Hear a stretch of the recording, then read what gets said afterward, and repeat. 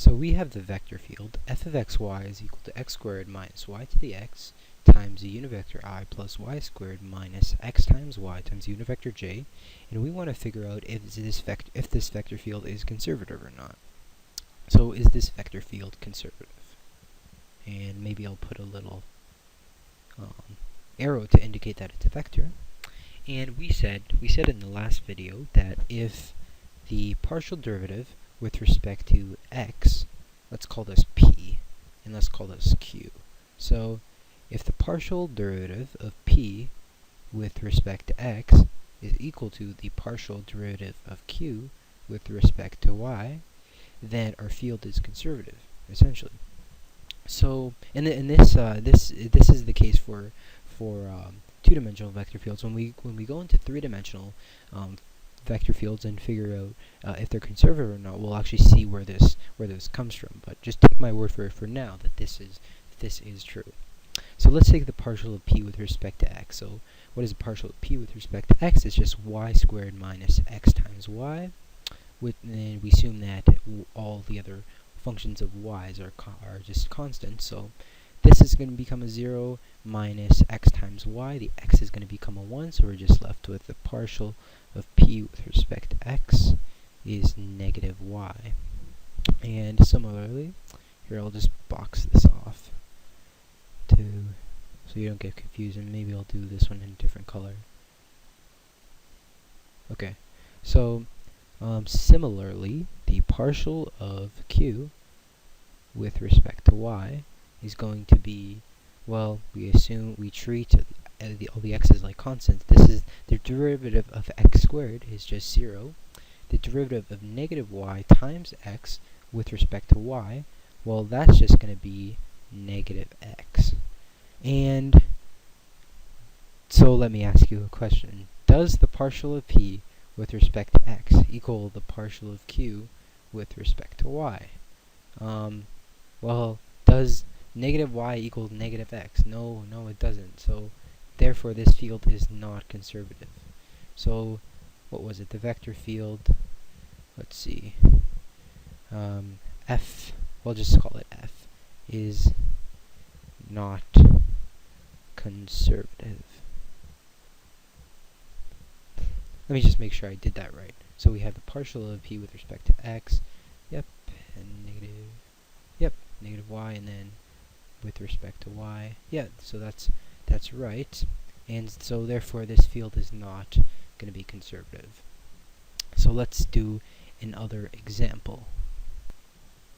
Alright, so next example. Let's say we have the field, I'm going to call it g of x. I'm going to call the field g this time, g of x and y, since we used f last time.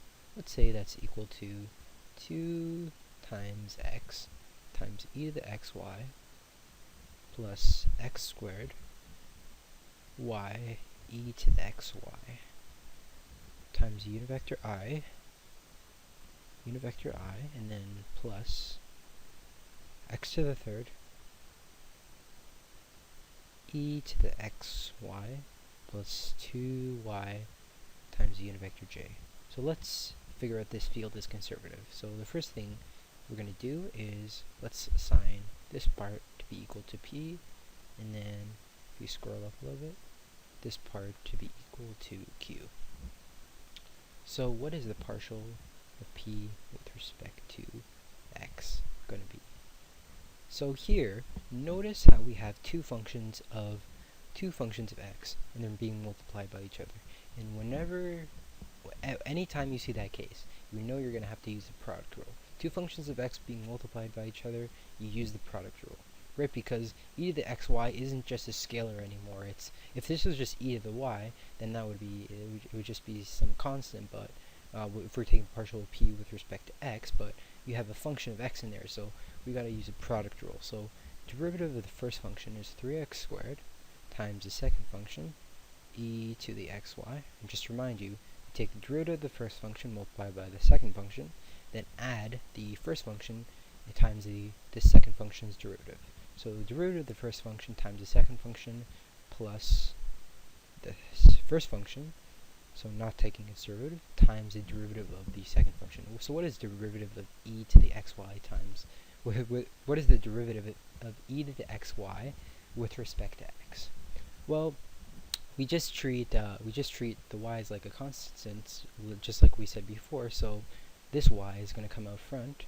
It's going to be y, and then we're going to have e to the x times y, right? Because if this y was like a 2 or something, and derivative was like e to the 2x, then we know that would just be 2 times e to the 2x. But in this case, it's a constant scalar is a y, so we're just going to have y times e times e to the xy. And then plus this last term here, which is just derivative of 2 to the y with respect to x, is just going to be 0. So that's the partial of p with respect to x. Now we have the partial of q with respect to y. What's that going to be? Partial of q with respect to y. All this up here is q. Partial of q with respect to y, we just have this 2x multiplying the derivative of e to the x times y, which is just the x comes out front this time, so this is going to become a 2x squared, right? Because this x is the scalar, so this is going to become 2x squared times e to the x y. Then we have plus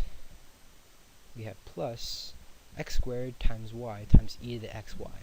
So again, just like in the last scenario down here, we have two functions of y being multiplied by each other. So what are we going to do? We're going to have to use the product rule again. So what is the derivative of this first function? Well, this kind of first function with respect to y.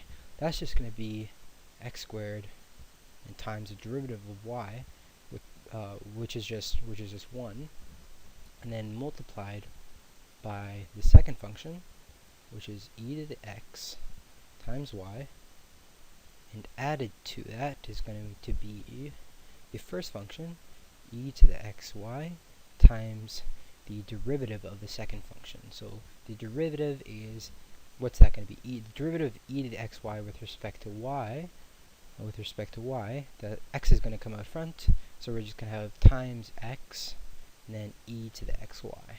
So let's do some simplification here and see whether or not this field is conservative. Well, first simplification back here is pretty obvious. We have x to the third times e to the xy. So this is, well, because we have x squared and then times x, so this is going to become x to the third times y e to the xy. Then if we, well, let's start with that. So we have partial of q respect to y is equal to 2x squared e to the xy plus x squared e to the xy plus x to the third x to the third times y e to the xy. And so let's see if we see any similarities yet. Well, it has to, we know that it has to equal, if this field is conservative, it has to equal this partial with respect to x. Let me be clear. It has to equal this up here. Right? It doesn't look like it equals that yet, but if you notice that we have like terms here. We have a 2 times x squared e to the xy, and then plus x squared times e to the xy. So this is just going to become, we have 2x squared e to the x times e to the xy plus just 1x squared times e to the xy. So that's just going to become, well, let's just say partial of q with respect to y, that's just going to become 3x squared times e to the xy. Then we have plus x to the third times y times e to the xy. And that's starting to look familiar. That's exactly what we have up here. We have 3x squared times e to the x times e to the xy plus x to the third y e to the xy. And let me just write that again. Partial of q with respect to x was 3x squared e to the xy plus x to the third y to the y times e to the xy. And are these equal? Yes, the partial of q with different colors are always nice. So we have partial of q with respect to y is indeed equal to the partial of p. Here, this should be a p. Partial of p with respect to x. Right, yep. And what does that tell you about this vector field? It is conservative.